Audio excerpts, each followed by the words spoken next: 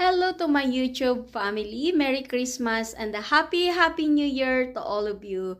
This is from the Ambassador of Faith family. Merry Christmas. I wish all the best for all of us and peace, love, and unity for the whole world.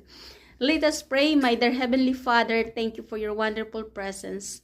Father God, I pray for this Christmas that in every family and every family in my YouTube channel that support me and all my friends.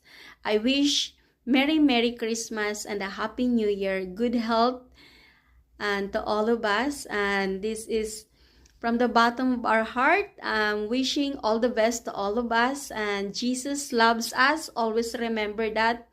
We are here. We are praying for all of you guys. Merry Christmas and a Happy New Year again from the Ambassador of Faith family. God bless everyone.